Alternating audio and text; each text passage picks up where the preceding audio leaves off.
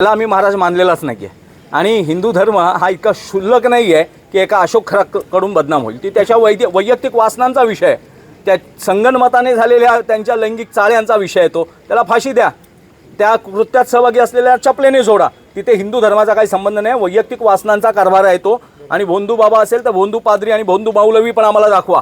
केरळमधल्या पाद्र्याला 30 नन्सने सेशन कोर्टामध्ये साक्ष दिली आहे की आमच्या रोज बलात्कार करायचा. त्याच्याविषयी आपण भोंदू पाद्री म्हणून कधी उल्लेख करत नाही. भोंदू बाबा हा काय शब्द आहे? आपण आपल्या संतांची विटंबना का करायची? त्याला भारतीय संत परंपरेत कुठचंही स्थान नाही आहे, भारतीय साधू परंपरेत त्याचं कुठचंही स्थान नाही आहे.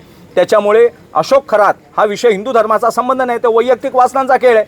त्याच्यामुळे हिंदू धर्म बदनाम करण्याचा, अशोक खराच्या खांद्यावर बंदुका ठेवून जर कोण दुष्ट, कोण नीच, काही धर्मनिरपेक्ष सेक्युलरिझमच्या नावाखाली भारतीय धर्म बदनाम करत असतील तर अशोक खरात हा वैयक्तिक विषयांचा वासनांचा खेळ आहे.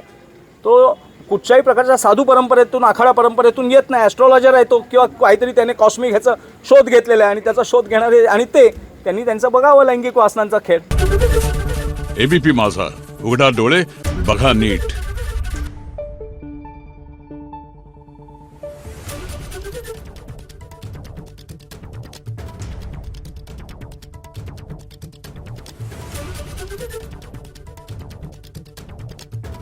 Thank you.